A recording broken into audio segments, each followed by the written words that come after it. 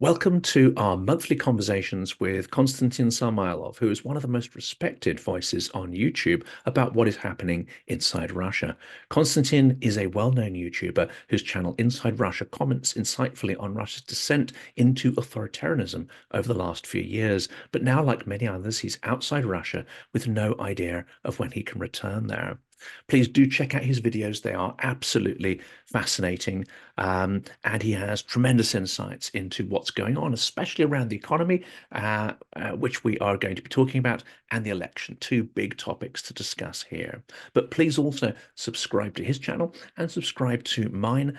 Comment on the video, like and share if you like the materials that we're creating. Do please also check out Patreon of both our accounts and buy us a coffee if you enjoy these conversations that we record. Konstantin, welcome back. Thank you so much, Jonathan. Good to see you. Thank you for having me. Let's have a conversation. Yeah. Is it too late to wish you a happy new year as well? I guess not. It's still January. Never too late. Excellent. Well, we've got two enormous topics to discuss today, and I scan the newspapers for in-depth coverage of these things, and often these topics go underreported. Let's start with infrastructure, because Ukraine has been, as we know, hitting strategic objectives within Russia, that is sort of LNG terminals and so on. They are not going out of their way to hit civilian infrastructure, which of course is good. It fits with Ukraine's strategy. The thing is, the infrastructure seems to be crumbling and falling apart itself. I don't know if you've seen these images of, apartment blocks where the heating has failed, or where the central heating pipes in the street have burst. There's been some extraordinary incidents there. And of course, it's extremely dangerous. It's very cold in parts of Russia at this time of year. Jonathan, I have been monitoring the situation. I have made videos and live streams about that. And I'd like to divide what you just said about Ukrainians hitting the infrastructure.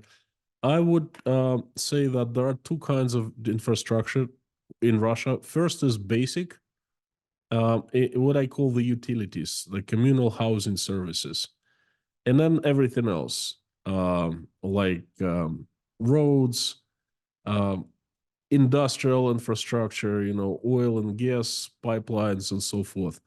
I would like to talk about the first kind of infrastructure, and I think that Ukrainians have nothing to do with what's going on in Russia right now with the basic utilities. Okay, and if you don't mind, let's talk about that.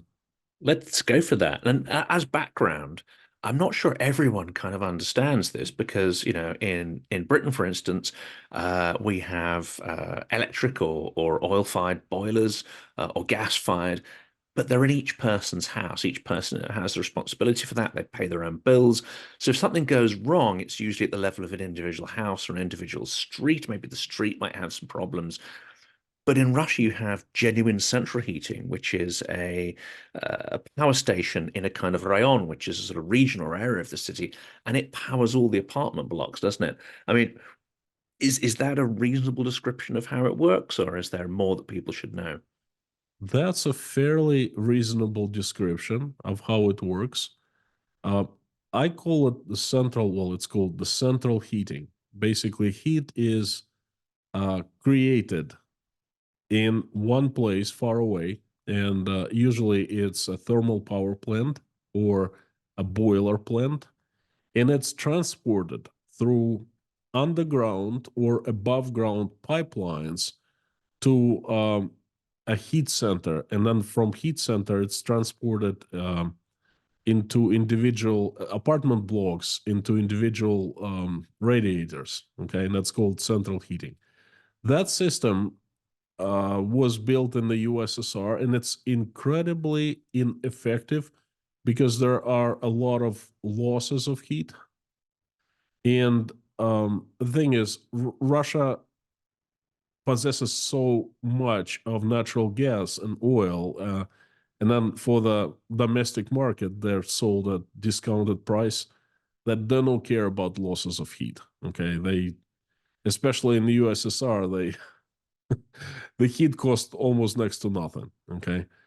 And the new construction, especially individual houses, are not centrally heated. It's just like in England, just like what you said.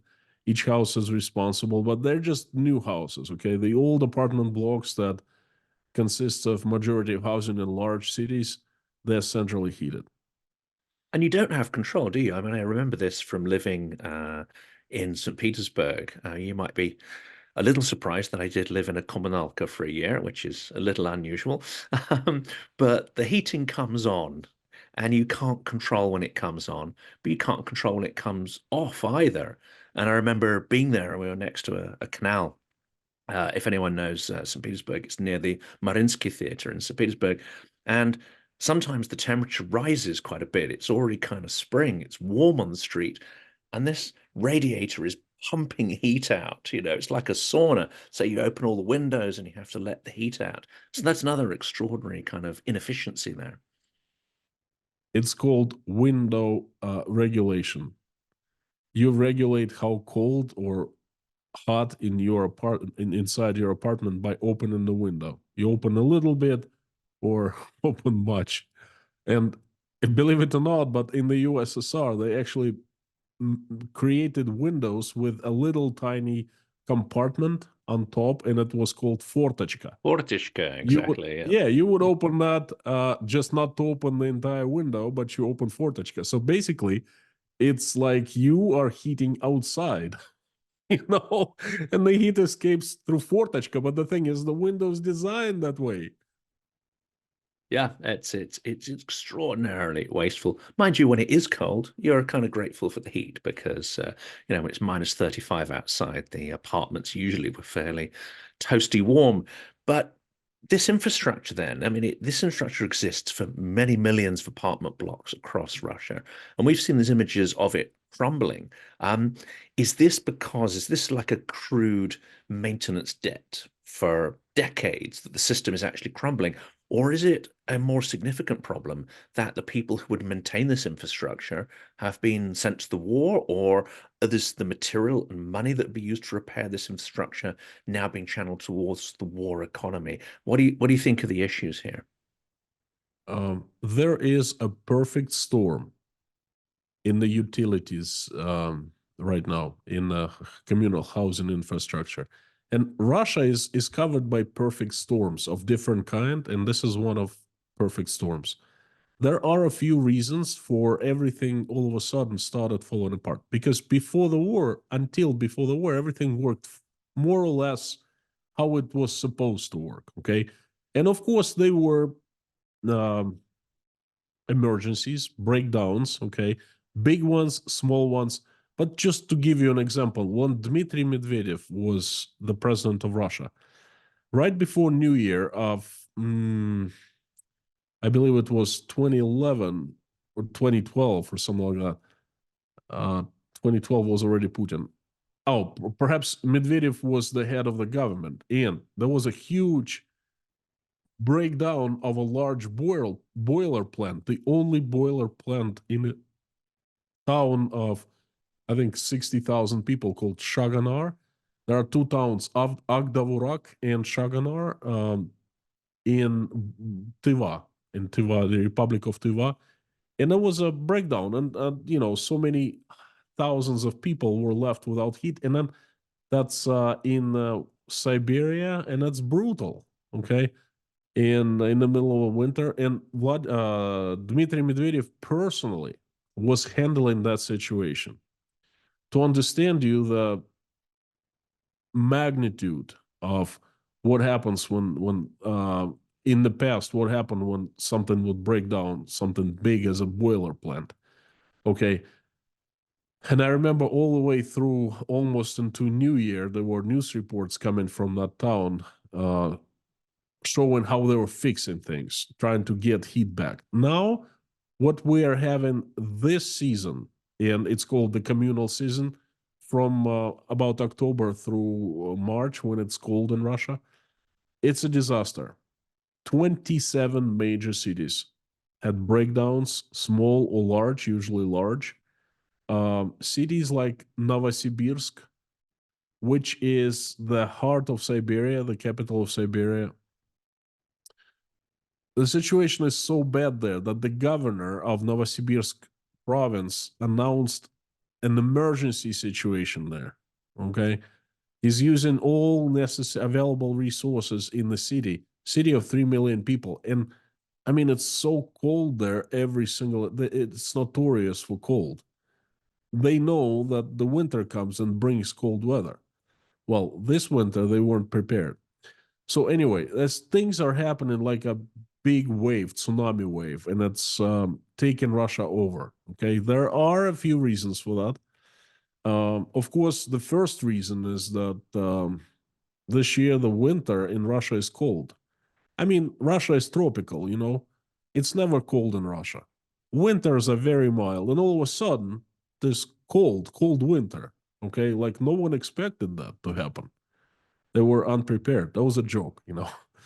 Uh, But there have um, been winters. I've got relatives, and we call them up, and they complain. We've hardly had any snow, or the snow very quickly yeah, turns to slush. And actually, people don't like that. They like a little bit of cold because the road surfaces are hardened yes, rather than driving through all yes, them. yes. But they Yeah, yeah. know exactly what to expect in the Russian winter. And then the utilities people, they know exactly how to handle cold weather, freezing temperatures, and so forth. Anyway, there are four reasons for the massive breakdowns. First reason is, and I think this is the biggest reason, is there's a shortage of qualified people. And where have they all of a sudden gone to? Because they're not here, not in Tashkent, not in Yerevan, not in Tbilisi, not in all those refugee places where Russians ran 15 months ago. They are in Ukraine, in the trenches, at least those who are still alive. Because where mobilization people came to first when Vladimir Putin announced the mobilization in Russia on September 21st, 2022, they came to the utilities because people at the utilities are the easiest targets. Okay. They don't know their rights. They usually don't have high education. They work with their hands. They're very good. They're very professional, but they're the easiest to take to the trenches to mobilize. Okay. And that's where they came to. And they grabbed everyone they could grab and sent them to Ukraine. You know, that's the reason number one. We are seeing what's happening, the result of that, what's happening now, the next season, because last season, more or less, they went by. You know, this season, heating season, troubles everywhere. All of a sudden, never happened in Russia. Never, never. Here and there, yes, the breakdowns happen, but not at once everywhere, you know. So that's I think the reason number one is qualified people. They just simply there's shortage of them. Reason number two is lack of proper financing. Because I don't know if you know or not, but those new lands that were stolen from Ukraine, they are financed through from by federal budget, but also they're financed partially by local budgets. There are certain provinces and cities whose governors come up and say and try to score political points, saying, "Oh, for example, St. Petersburg is going to be responsible for Mariupol. St. Petersburg will rebuild infrastructure there, will build more houses and things like that." Well, who's going to pay for that? Residents of St. Petersburg, okay?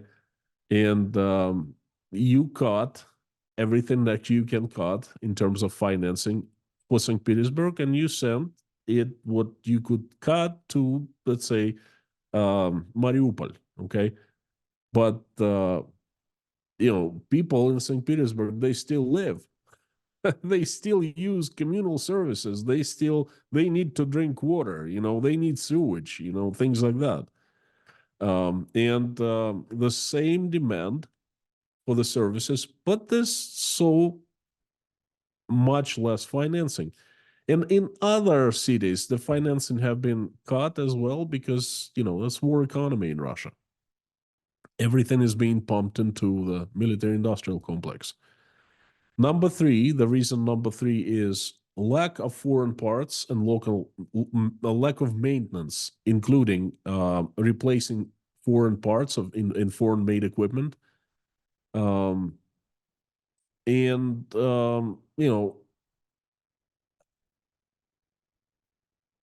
in the utilities industry, in the recent 15 years, there's been a lot of what's going on, a lot of upgrading of equipment, new boilers being installed, new thermal power plants built, and I know my job was to build power plants. Okay, I know the industry quite well, and the equipment that was used was mostly foreign made. Two large companies supplied turbines to Russia, gas and steam turbines. Siemens and General Electric, a Japanese company, was trying to break into Russian market for years and years. Mitsubishi, but with a little luck. And Chinese were always happy to supply their turbines, but in Russia we didn't buy them because the quality was so low. It's trouble. There are a couple of Russian manufacturers, old Soviet manufacturers, but their turbines were heavy, um, not modern, and very inefficient. Okay, Siemens and GE were top choices to go if you were to build a power plant, and if you were to build boiler. Also the large boilers, Buderos from Germany, Wiesmann or Weissmann from, I think, from Germany, and now, so many more months into operation after the war, systematic maintenance is needed.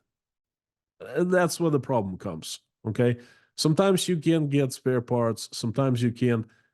Siemens engineers do not come and service their equipment anymore. So same goes for GE. Big problem. And this is just the beginning, because equipment has tear and wear. Okay, and then very complicated equipment such as, turbine, exciter, the equipment for power plants.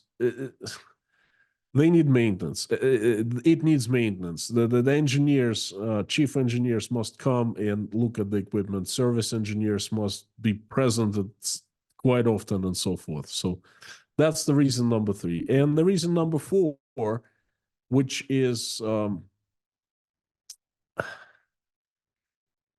I haven't heard it anywhere. Okay, no one's talked about that. I've heard three reasons, people discussing about this problem in Russia happening. Reason number four, in my mind, is corruption. Because there has been so much of residential housing construction going on in the last 20 years. Construction boom. The industry is very large and it was booming until recently. Right now, there's overstock of apartments to sell. Okay. And you build a huge apartment block complex, just 20, 30 apartment blocks next to each other. For that you need to build new infrastructure, new utilities. You need to build perhaps a power plant, a small one. You definitely need to build a boiler. You need to build a new sewage station. You need to build um, new pipelines, new communications. Well, that costs money, and that can be avoided. You simply use existing infrastructure and hook up your new little town of 60, 70, 100,000 people to existing infrastructure. Water mains, sewage, heat pipes, and so forth. Therefore, you increase pressure, okay, but you don't spend money to build new stuff for your nice little project, okay? All you have to know, of course, it goes against the rules. You know that there's a construction code in Russia, and it requires builders to build new utilities. But if you talk to certain people, and if you make them happy, they can give you permission to bypass, you know, as an exception. Things like that. This entire industry built around that. And this is corruption in its purest form. And it's been going on in Russia for, I don't know, 20 years, as long as I can remember. And recently, before the war, people were saying, hey, look, there's a catastrophe, will happen in the future. You got to do something about the utilities. Build more water pumping stations, build more sewage stations, things like that. What are you doing? And it actually happened. The catastrophe happened, and it's happening right now because a perfect storm. Perhaps there would be a few more years of this system, and everything would be functioning all right if there was enough financing, if there was enough maintenance, and if there were enough people. Okay, but those three things, there's not enough people, financing's been cut, and maintenance, the problems with maintenance, and that puts so much pressure on existing old Soviet infrastructure, the pipes, the communications, they start breaking. That's why you're seeing this horrendous scenes, videos of huge fountains, going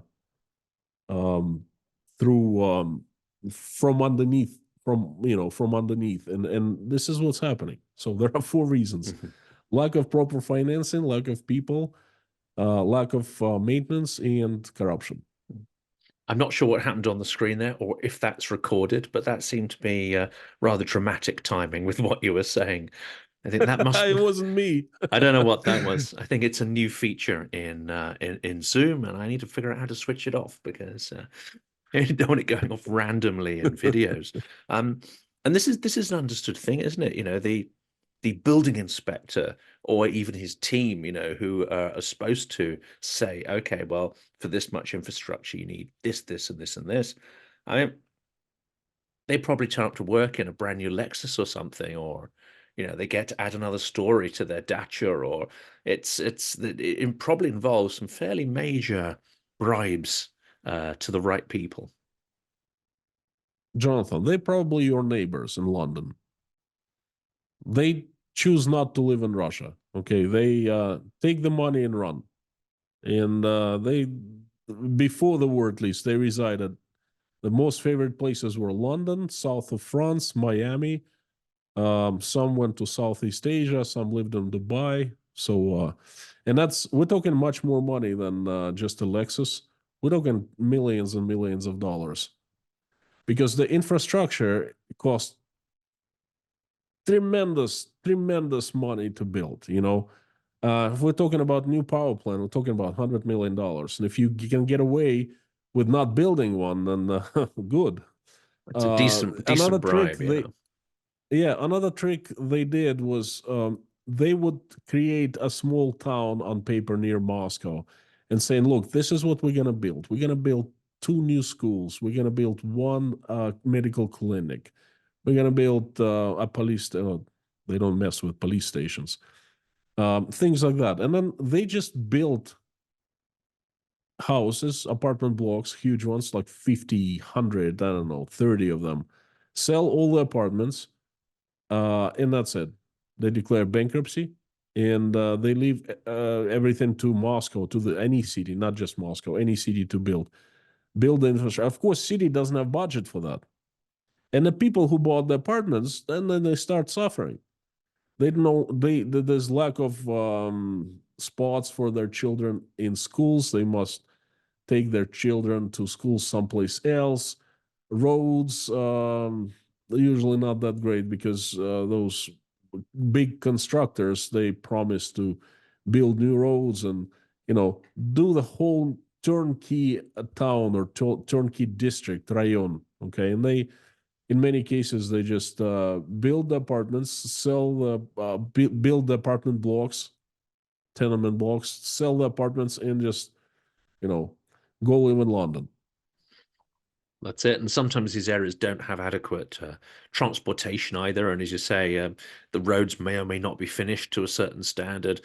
Um, but here we're seeing the infrastructure, we're seeing general ice and frost really sort of take some kind of revenge here. And of course, as you pointed out, winter is not over. We're not into February yet. There's potentially 2 months ahead of extreme cold still until the ice starts melting.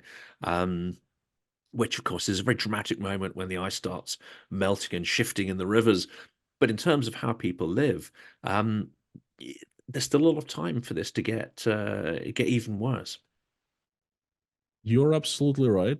Winter is in its height right now because in many Russian regions, it gets warm only in April. So we still have 2.5 months to go.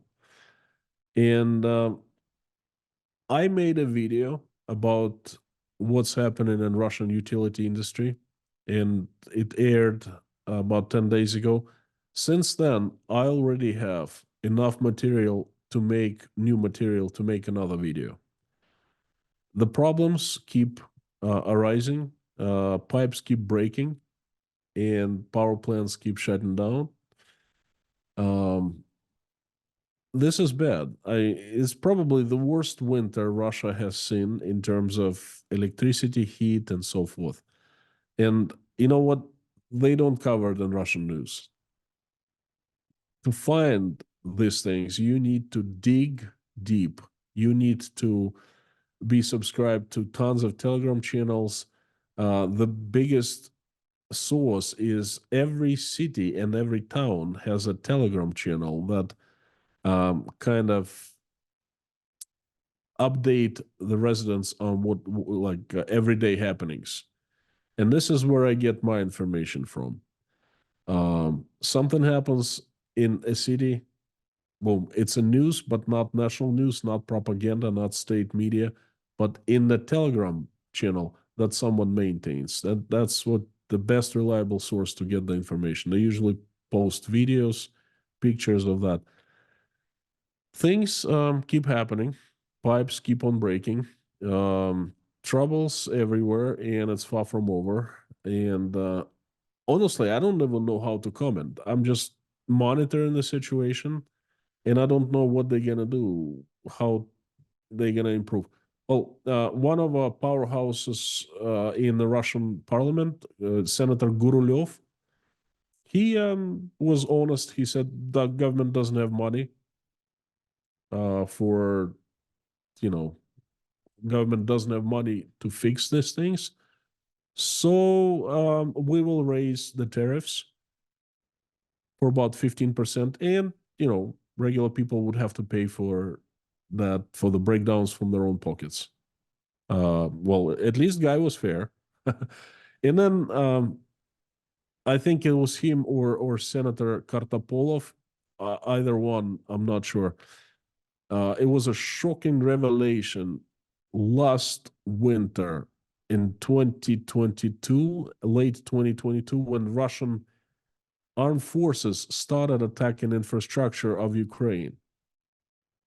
And they aimed, you know, uh, substations, power plants, sewage stations, and so forth. And there was a wave of airstrikes happening late 2022, if you remember. And I clearly remember the interview. For the very first time, a Russian senator came out and he was live, and propaganda personality Popov asked him, well, "What's going on? Why are Ukrainians um, hitting civil infrastructure? Why Ukrainians complain that we hitting civil infrastructure? That can't be true." And he said, "Well, it's true. We're aiming at the civil infrastructure because we want Ukrainians to freeze. The more they freeze, the more pressure they apply to their government to stop the hostilities and so forth." And he confirmed that Russian armed forces aimed civil infrastructure. Okay. And now, you know what I'm saying? What comes around, what goes around, comes around. This is it. Sow the wind, reap the whirlwind, I think is the phrase on that one. And the big irony, of course, is that genuinely, I spoke to a lot of Ukrainians last year, and a lot of them are recalling winter because winter was tough. Many people were in cold apartments. Fortunately, it wasn't a hugely cold winter, but still, when the temperatures, 0, -5 that's not typically as cold as it gets. But of course, people spent a lot of time without heat and electricity. They'd go to sit in cafes, they'd go to the underground or bomb shelters to get warm, charge up their phones, and so on. Um, and also, a lot of shops and cafes hadn't yet got the mobile generators. So last year was incredibly tough. This year, almost all Ukrainians are telling me that it's an extraordinary contrast. Even in Kherson and Kharkiv, which are being hit extensively by missiles, electricity's on, the heat's on. Every shop, every cafe has a generator. Everyone is prepared and equipped, and that hasn't happened this year. I mean, I'm sure the Russian army would have loved to impose those same kind of privations this year, but they neither have the military capability nor can they compete with the distributed, much more resilient energy infrastructure that Ukraine has managed to build in a year. Um, I mean that's quite an extraordinary turnaround, isn't it? Absolutely. That is absolutely extraordinary. And we won't cover that too much more. I think we've done that topic. Unfortunately, I scan the Western media. I don't get my information really too much from English language media. I watch a lot of, Russian language media on Ukraine and TV and so on, and some really good sort of, Russian commentators who are in immigration in Europe, still broadcasting. But the Western media just doesn't sort of seem to find that story of resilience interesting enough to cover. And I find that kind of extraordinary. But also, there are certain economic topics which just get a short or light kind of touch. And one of these is the channeling of resources and budget in Russia. It's now rumored, because of course no one has the genuine figures, that up to 40% of the GDP is actually being funneled towards the military. And you mentioned corruption earlier. I mean, I wonder how much, if that number is true, it's a huge amount, but how much of it actually ends up in genuinely funding the military? I mean, this could be an extraordinary money-making opportunity for many people at the same time. Well, definitely it's money making opportunity, only it's covered in blood. Okay, that I wouldn't touch that money. But before the war, and of course it's not fact. I don't have any numbers to back it up with. Okay, but I talked to, well, in my previous work, I talked to quite a few people, and I heard many opinions from different respected professionals that they thought that 80% of Russian budget was stolen. 20% hit the target. So basically, if 100 million rubles allocated to build a hospital, only um, 20 million actually are used to build were used to build hospital. Just an example. That's amazing. 20% was That's incredible. 20% was used. 80% was stolen. Well, you know what? Walk around London. I mean, where those money came from? Russians who buy expensive properties, Miami, Dubai. How many Russians in Dubai right now? And everything is expensive there. Ask, are they business people? I don't think so. No, not. Russia doesn't have so many business people, and all business people they're not just taking it easy in Dubai or in London. They're working in Russia. So that's bureaucrats, officials from the Ministry of Defense, from the government of different levels, local governments, and so forth. Yeah, Yeah, that's a far higher percentage than I I thought. I don't mean, really see any reasons why they would change the system now. I mean, they'll probably even steal more. They Yeah. must be thinking, oh, this is, we don't know what the future holds us. Could be our last day tomorrow. So It's they the try to last steal as much as they can for, to last for the rest of their lives, to hide it somewhere. it's the last payday. I mean, that has that sense Yeah. behind it. And while we're on the economy, I mean, I also watched an interesting. They do them regularly now, sort of monthly. I think they're copying us, Konstantin, but it's Vladimir Emilov and Michael Naki, and they were discussing there another phenomenon, which is that so much money is being pumped into the war economy and factories relating to it that actually there are signs of overheating within the economy because you have a lot of cash being injected into it, but it's chasing too few goods. Do you think that's a sort of compelling argument? And actually, how dangerous might that be if it's true? Jonathan, Michael Naki and Milov, they're pillars of Russian journalism. They've been doing it for so much longer than we have been doing our conversations. So they're fantastic guys, though. I agree absolutely with what Milov said. Well, not just Milov; it's all economists in Russia. The first person who says it is Elvira Nabiulina. Okay, she warns everyone of economy overheating. That's why she made a few decisions. Well, the central bank did to raise the key interest rate first uh, to by 1%, 1.5%, then by anyway from 7.5% in July of 2023. Now it's 16%. It doubled in 6 months, and it's extraordinary. Okay, and they're doing it just for that reason, to keep the inflation under tabs. Um, because just like you said, much more money now being pumped into economy from different sides. One is military industrial complex. There are so many more jobs there. There are so many more shifts. They're working 24/7, three shifts, literally. There is so much more financing to all those plants, factories producing missiles, producing death. And another channel is those who volunteered to go and fight in Ukraine. They're making lots of money.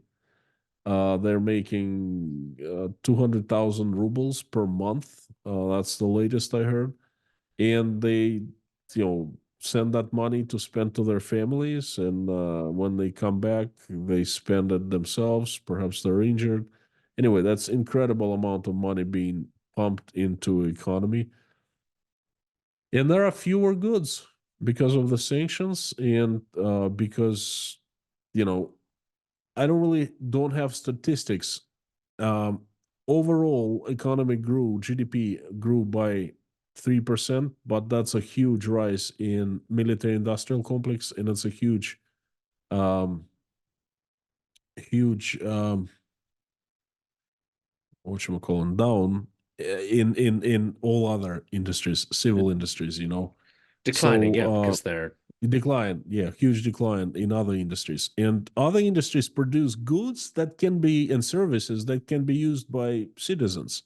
Military industrial complex does not produce goods that can be used by citizens. It produces missiles. They're sent to Ukraine, they blow up, and that's it. You see, and that's why economy is being overheated. exactly. There's no The result follow-on of that is it's stimulation. Yeah. dangerous. The result is increased inflation. Basically, Yeah. that's what it is. And then you have, controls that try and, command economy controls, which further interfere with the free market, which further disrupt the system. I think we talked about it in the last episode. It's a bit of Yes, yes. a It's a negative chain of spiral. events. Yeah. And yes. And the timing is not good for the Kremlin and the sort of political constructors, as it were, behind the gallery of rogues that are the candidates for that election. Because any discontent, inflation, these problems with heating that people may be hearing about through their own sort of private networks and conversations, This is all pretty negative stuff. And in the absence of any significant military stories that can be, exaggerated or emphasized by propagandists, there's not a lot of good news really in the come up to the election. Now, I think we know that this isn't a normal vote, and the votes aren't going to be counted sort of fairly. Putin isn't going to suddenly lose, or even get less than whatever it is, 70%. I'm sure they've already decided what that figure is. That doesn't mean there aren't some surprises that can still happen. And we had one candidate, what we discussed last time, Dunsova, who was what looked like a kind of organic candidate because actually very quickly her candidacy was blocked. We have another candidate that's popped up, Boris Nadezhdin, and he's been allowed to run. And I don't know, call me cynical, but that suggests to me that he may not be a genuinely democratic candidate if he's been allowed to actually get into the first stages of the process. Do you know anything about him? Um, Jonathan, I will not call you cynical. I think you are onto something here. And Boris Nadezhdin, actually, you see, Ekaterina Donsova was an absolute outsider. She was not known to anyone except for some people in Tver, where she lives. She's from. I certainly did not hear her name until November of last year. Boris Nadezhdin is completely different. He's a politician, he's a public figure, he's a somewhat a scientist, social scientist, I guess. He was a senator from 1999 to 2003, and he was in charge in the Senate. He was in charge of in the parliament. He was in charge of taxation, and he was representing Russia. He was involved into Russia's representation in the Union of European Council. Okay, so then he became a founder of an institute, and then he did a lot of work for Russian government research, economic research, things like that. So he's not an outsider, an unknown person. He's quite known. He was a frequent guest of different talk shows, and he was considered a liberal or somewhat liberal. Okay, he was considered, this. Some people are considered liberals in the Russian government. It used to be more of them. Now it's more like an enemy of the state, liberal. And then a lot of them have disappeared, fled Russia, or simply changed their stand, political stand. Nadezhdin has not changed. Okay, he's still considered somewhat liberal, and he became a candidate to run for presidency of Russia. But by being allowed to run, by actually being, getting through the first round, he must have some approval at least, or at least he may not be seen as a threat to the Kremlin. I mean, what are the criteria really for someone like that getting through? Because if they're seen as a threat, they're hardly likely to be allowed to continue further in the process. Um, I will quote Dmitry Peskov, Vladimir Putin's press secretary. He officially confirmed that Russian election is a show and a circus. Back in August, he said that Putin has already won by over 90% of votes. Russia is not a democracy, but rather an effective bureaucracy. And Putin has already won. It's not me saying, that's Dmitry Peskov himself. And I agree with him. I think that Russia is a circus. Russian election process is a show. It's a stage show. And Boris Nadezhdin also is one of the actors. The question is to what degree he is taking liberty to act independently. Because if you look at other candidates, well, you just don't look at them because they're nowhere to be found. The candidates to run for the presidency, they don't, I in my streams I quoted them. No one is willing to win, is not hoping to win, and one of the guys has says that of course he knows he's not gonna win because he's not an idiot. I just quoted him. Okay. But it's not, they were all the candidates were allowed to become candidates and to run to participate. There are three stages in Russian election. The stage number one is nomination. Stage number two is registration, and number three is voting. And then a candidate must go through three stages. Candidates can be self-nominated or nominated by a political party that has seats in Russian parliament. And most of the candidates are nominated by the parties. And there are a couple self-nominated candidates. And the only real candidate was Ekaterina Dontsova, and she was shut down. She was disqualified, not denied to enter the next stage, to move to registration. Boris Nadezhdin was allowed to move to registration, but all of a sudden something happened, and he started taking liberties of saying things that we think that he's not supposed to say, He's gone off and that script. has Yeah, one he's that has gone. one Yeah, yeah, pardon me. yeah, he's gone off script. He's possibly going rogue. Yes, yes, possibly gone wrong. That has won him incredible instant popularity. This kind of same popularity that Ekaterina Dontsova enjoyed. Okay, basically, he's saying two things. He says that he wants Putin out of the office. Putin has had enough. He needs to go. And the second thing, he says that he's anti-war. The war must be stopped. Two things. And I've heard a saying that people don't really care for Boris Nadezhdin that much. They just care for anti-Putin and anti-war. So they care for the ideas that he represents. Uh, anyway, he's been very loud at that, and I assume that that's driving the puppet masters absolutely insane because no one is supposed to say anything about like Putin's gotta go and the war's gotta stop. No, that's a big no-no, taboo. And Nadezhdin has been breaking that taboo. Well, we are going to see very soon how far he can go, whether he will be allowed to enter the next stage, which is the third and final stage, where people will be voting for him. So if they let him to, well, anyway, I don't know. I don't know whether he makes it to the next stage or not. We'll see very soon. They must make the decision before February 10th.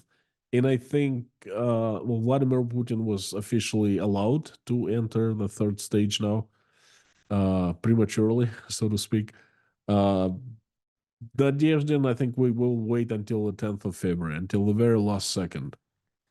We'll see So, how but far he it's gets. interesting. Yeah. It's not dull elections, not like elections of 2018, for example. Everyone said what they were supposed to say. Everyone acted as they were supposed to act. These elections, despite of everything that's going on, they are shaping up be the most interesting in years. And it's interesting looking at the Western press as well, because time after time they kind of get taken in by the puppet show as well.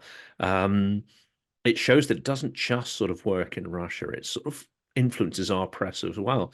And they do treat the race as if it's sometimes they treat it as if it's a genuine process with genuine risk, and they'll talk about new candidate threatens Putin's position or etc. etc.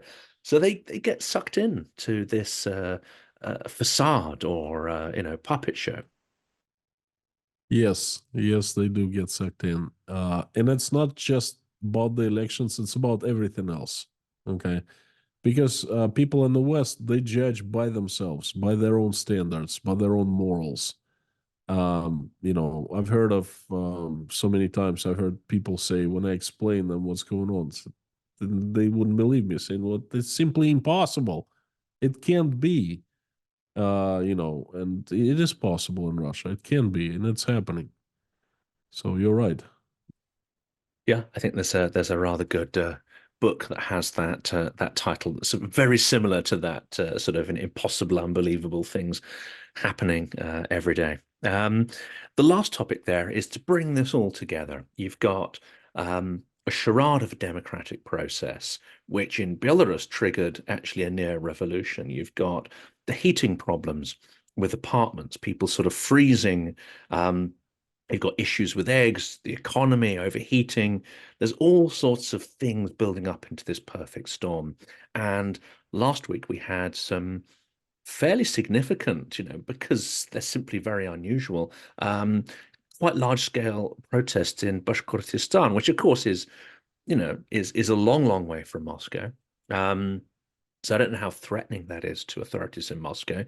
But to see a large scale protest in a small town where a significant percentage of the population actually comes out, and they came out with specific demands as well. They don't want their men taken to the war. They want the ones that are there to be sent back home again. With this perfect storm, is there any chance at all that this might trigger some kind of maybe not coordinated, but some kind of wide scale protest against Putin's pointless war?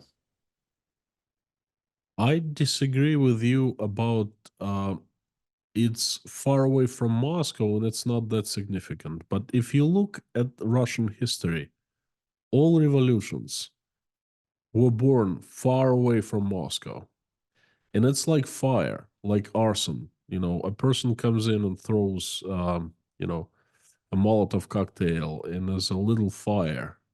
But then all of a sudden it catches and it can be controlled. It can be, put down if you catch it just in time. But if it starts spreading around, it becomes absolutely uncontrollable. And there's nothing, it becomes a force so powerful that you can't do anything about it. Okay. And it's the same thing with protesting. What happened in Bashkortostan 2 weeks ago is pretty incredible because at first people were absolutely peaceful and they were standing up against injustice being done in front of their eyes. They were trying to defend one of their comrades, the guy who was standing up for, against companies, federal companies coming in and destroying ecology of Bashkortostan as ecological activist. He said he made anti-war statements long time ago, right after the start of the war in 2022, and he was just now arrested to get silenced because he has been doing a lot of ecological activism. So people came out protesting peacefully, and they were demanding, justice. And then all of a sudden, Siloviki came and started using force. And they were absolutely in their lawful rights to do so because Siloviki now have rights to use violence against people. But people of Bashkortostan, they didn't like that. Okay. 10,000 people out of a population of 17,000 came out and they put up a good fight. Okay. And lots of violence was used on regular folks. And in one city of 17,000 people. And then the entire province didn't take it lightly. They were protests followed in Ufa, the capital city, following weekend. And there were lots of people arrested. Again, Siloviki used violence against people. And the protesting hasn't stopped.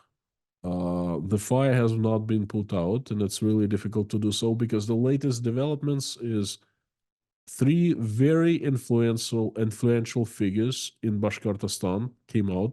People, older people who are respected,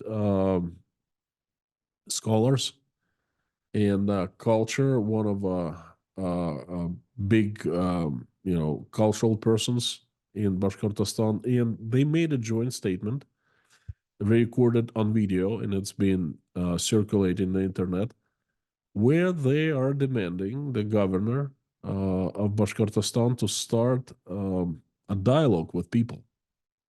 So they're demanding negotiations. They're demanding that the governor and Siloviki listen to people and they stop the violence and come up to some kind of agreement.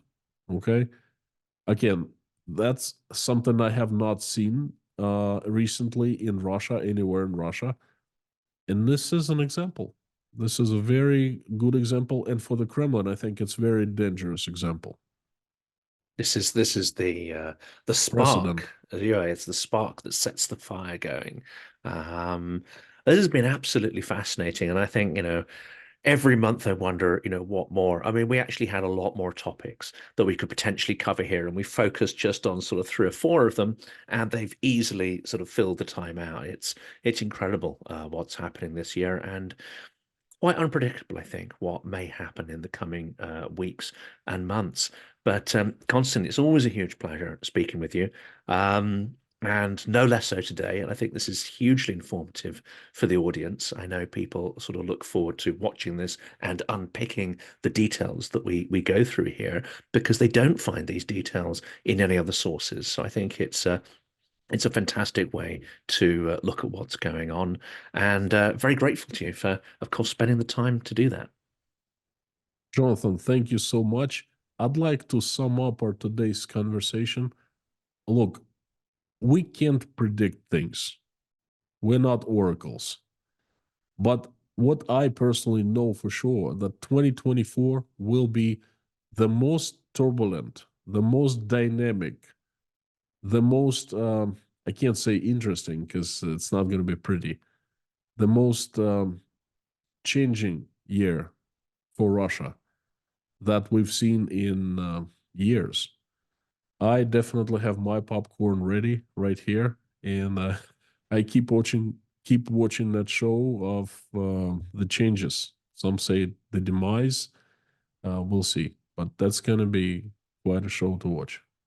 Let's just hope there's no popcorn shortages, and we'll keep watching and we'll keep sharing the news.